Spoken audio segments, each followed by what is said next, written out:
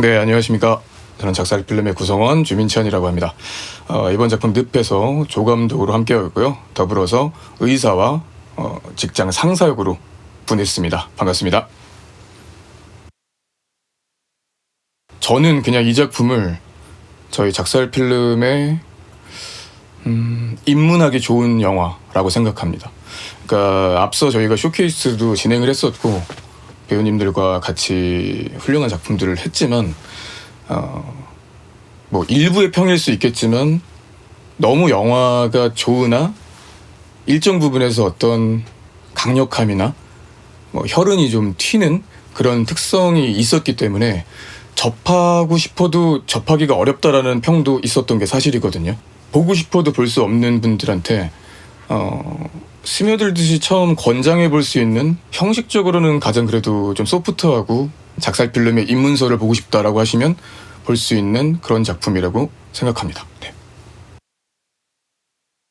이전 작품에는 어찌하였든 저희 내부 구성원 이외에도 저희와 어떤 인력풀 안에 함께 존재하고 있는 배우님들을 섭외하는 차원이 강했지, 실질적인 어떤 공고와 동반한 오디션을 개최했던 건 실상 처음이었기 때문에 저희들도 지난 얘기지만 굉장히 설레었고 양일간에 걸쳐서 굉장히 심사숙고했던 기억이 있습니다. 저는 이제 부득이하게 업무 일정 때문에 양일 중에 두 번째 날 오디션을 참가했었는데요. 남자 주인공이 결정되어 있는 상황이었거든요. 그러니까 남자 주인공이었던 우리 희준 배우님과 어찌 보면은 전반적인 어떤 비주얼의 느낌 혹은 합, 결, 그리고 어떤 호흡들, 이런 부분들을 중점적으로 본다라고 연출님이 이야기해 주셨던 것도 기억이 나고, 다채로운 배우님들 중에 이채로운 배우님이 된 거죠, 결과적으로.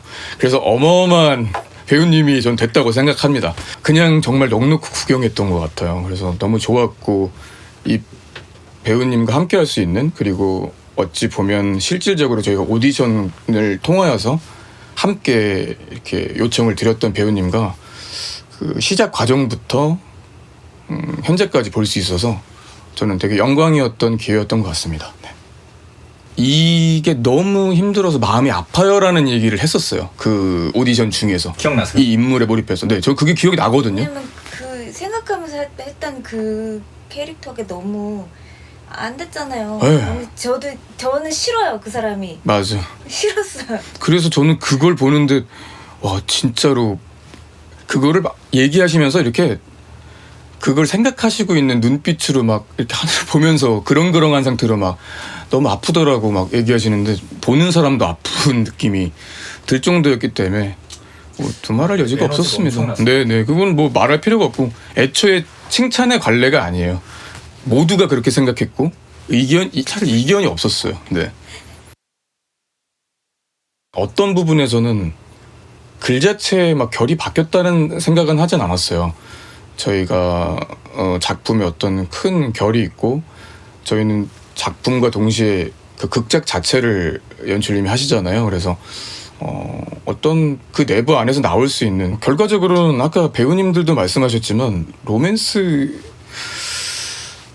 작품도 작품인데 확실히 그냥 인간관계 안에서 일어나는 이야기들의 연장선상, 그래서 어떤 부분에서는 해체 때 이야기도 생각이 났고, 이번엔 그것이 조금 더 우리 현상 안에서 일어날 수 있는, 그러니까 환경 안에서 조금 더 많은 분들이 공감할 수 있는 주제, 그리고 환경, 그리고 이 뭐 안에 놓여있는 미장센들마저도 좀 비현실적인 부분이 아예 없잖아요. 그래서 대단히 현실적인 느낌의 영화가 나오겠구나 했는데, 막상 또 화면으로 보니까 되게 판타지스러운 느낌도 꽤 있더라고요.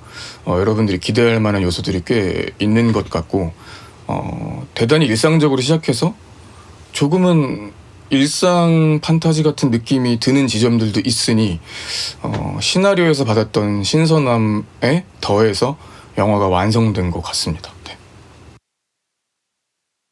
어쨌든 기본 서사는 남편의 서사대로 따라가겠지만 저는 꽤 여성 서사도 있었던 작품인 것 같아요.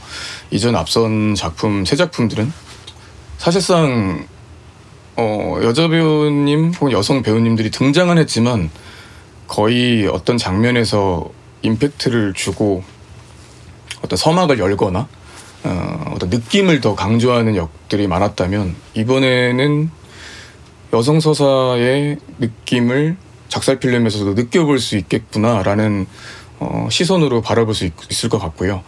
남편이 바라본 우리 와이프가 아니라 그 아내의 시선에서 바라보는 남편에 대한 느낌으로 영화를 다른 느낌으로 한번 관람을 해본다면 단순히 또 남편의 고통만이 이렇게 뭔가 우위에 있고 누가 아래에 있고 이런 느낌이 아니라 팽팽하게 맞설 수 있는 영화라고 생각이 듭니다. 그래서 저희 영화들 안에서 이렇게 어떤 여성의 관점을 비중 있게 다뤄진 어떻게 보면 첫 영화 같은 기념비 같은 느낌이어서 대단히 흥미롭고요.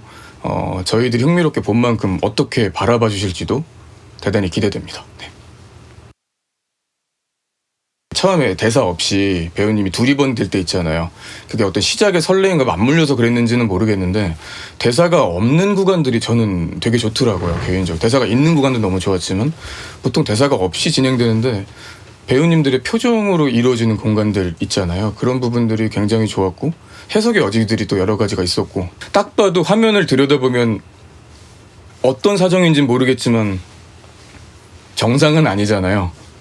어떤 의미, 그러니까 비정상이다 이런 개념이 아니라 정상의 컨디션으로 임하는 느낌이 아니라는 어떤 인물에 대한 궁금증을 갖게 한단 말이죠. 그 부분의 스타트가 호흡의 결을 딱 잡고 갔던 것 같아요. 그러니까 이후에는 그냥 어떤 스트레이트하게 쭉 가지는 면들이 있었고 인물이 나오지 않는 환경을 다룬 화면들이 있습니다. 그런 부분들이 생각의 여지를 할 수 있게 해주고 청각으로만 존재하는 씬들이 있었거든요. 그런 부분들이 한참 동안 지속되면서 영화의 여운을 짙게 남겨줬던 것 같아서 개인적으로는 스포는 할 수 없지만 저는 엔딩 씬도 그런 결에서 대단히 좋았다고 생각합니다. 시작과 마지막 너무 좋았습니다. 시나리오에 가까운 시놉시스라고 해야 되나? 그거를 같이 저희 이 공간에서 함께 읽었던 날이 기억나요. 저희들은 내부적으로 알잖아요. 이 롤을 누가 맡을지. 왜냐면 연출님이 계단을 오르는 남자가 있고 그 주인공은 희준 배우님을 염두하고 있다. 이거는 거의 지금 저희가 구전동화처럼 듣고 있던 상황이었어서 이미 알고 있었지만 더더욱 뭔가 타이틀롤의 열정을 발휘하는 모습을 보고 싶었나 봐요. 그때 희준 배우님 멘붕 하셨죠? 네, 멘붕이 왔죠. 그래서 저거 이렇게 보고 있다가 희준 배우님 원래 약간 그런 또 샤이한 느낌도 있으시고 근데 제가 봤을 때는 그렇게 하면 안 되겠다는 느낌이 있었어요. 앞으로 저희가 뭔가 도전적으로 나아가려면 쟁취도 할 수 있는 면이 있어야 되고 저는 그런 면이 나쁘지 않은 선에서 있어야 된다고 생각을 했던 찰나였던 것 같아요. 이번 작품이. 그래서 제가 이렇게 쭉 보고 있다가 계속 이러고 있는 느낌이셔서 한 정적 한 10초 정도 흐르고 있다가 이거 아무도 안 할 거면 제가 할게요 이랬어요. 그러니까 갑자기 예상이 없던 멘트잖아요. 그럼 갑자기 희준 배우님이 급해진 거야. 그래서 갑자기 하더니 시나리오 이렇게 갖고 가더라고. 막 봐. 왜냐면 내가 봤거든. 왜냐면 배우님이 어려워서 그렇지 하고 싶어하는 느낌이 너무 났어. 근데 그 망설이는 거보다는 타이틀롤이 내가 한번 해보겠어요 라는 느낌으로 뭔가 멋지게 해내는 모습을 보고 싶었단 말이에요. 근데 저도 그때 민정 배우님 하실래요? 제가 이랬어요. 그 내가 토스를 느꼈지. 내가 그걸 느꼈어. 그걸 약간 이렇게 내가 뭔가 우리가 되게 중요한 시점인데 앞으로 나아갈 때 왜냐면 사실 우리 배우들이 다시 좀 샤이한 편에 속하잖아요. 그 남자다가 이런 걸 떠나서 좀 겸허하고 다 이렇게 배려하고 이런 면이기 때문에 팍 밀어줄 때는 그냥 했으면 좋겠는 거예요. 무조건 그거죠. 네, 왜냐면은 네네 그래서 저는 일부러 더 그랬던 것도 있어요. 왜냐면 그렇게 하지 않으면 그냥 난 당신들이 하라니까 할게 라는 스탠스로는 앞으로 안 된다고 생각해. 이거는 내가 책임지고 한번 해볼게요가 함께 돼야 시너지가 나오지. 그냥 뭐 당신들이 하니까 나는 특별히 막 원하진 않는데 한번 그냥 맡아줄게라는 느낌이면 우리가 절벽이 아닌 느낌이잖아요. 그래서 뭔가 벽으로 이래서 배우님 이렇게 슬쩍 봤더니 계속 이제 고민을 하시는 거예요. 그러다가 연출님까지 이제 약간 탁 마무리를 져주시고 하니까 희준 배우님이 마무리로 아이 뭐 해야지 뭐 약간 요렇게 하면서 승낙을 하게 된 것이 기억나요. 그래서 그게 시작이 되면서 작품에 임하게 되셨고 그 이후에 상대 배역이 결정되고 나아가시는 모습 그리고 촬영까지 그리고 오늘 내부 시사까지 보면서 너무나도 멋지게 해내셨기 때문에 그때 그런 망설이는 부분에서 너무 프레싱을 하길 잘했다라는 생각을 너무 했고 저희 내부에서는 이미 1년 전부터 계속 떠내려오던 얘기였잖아요. 그 종지부를 잘 유종임으로 거둘 수 있어서 너무 좋았고 뭐 나머지 트리비어라고 할 건 없고 연출님이 계속 말씀드렸잖아요. 핏빛 로맨스 이번 해봤는데 어떠냐라고 했는데 저는 아직까지 이것이 로맨스라고 생각하진 않습니다.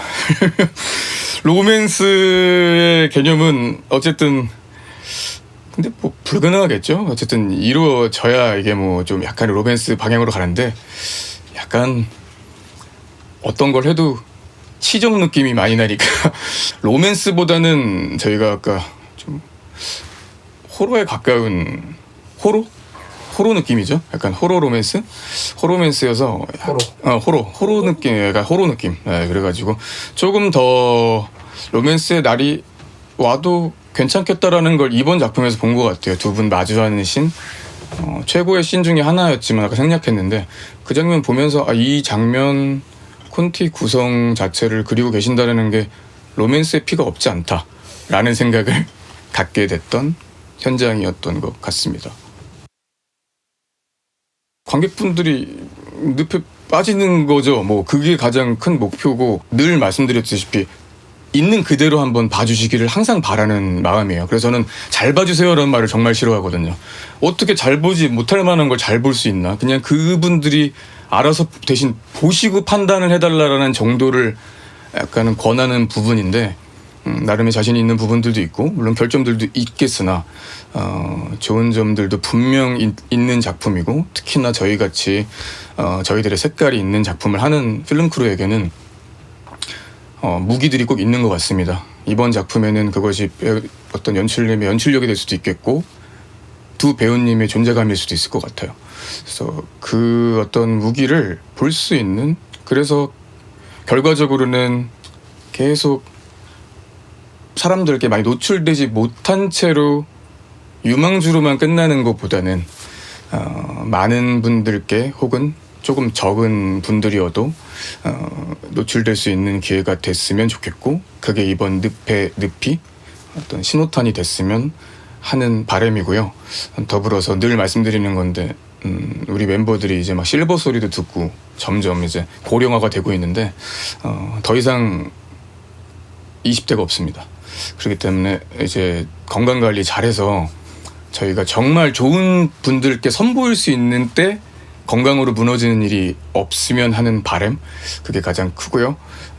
충격적인 팀, 늘 신선한 팀 백발이 되어도 와, 이 사람들 할아버지인데도 이런 영화에?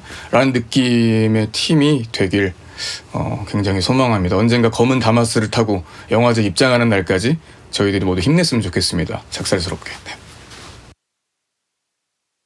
뭐 국내 외 상관없이 네, 뭐 그렇다고 외부도 저희가 아직 해내지 못한 영화제들도 있으니까 국내외 가릴 것 없이 저희들 영화들을 선보일 수 있고 사랑할 수 있는 공간이라면 지구촌 어디라도 달려갈 준비가 되어 있습니다.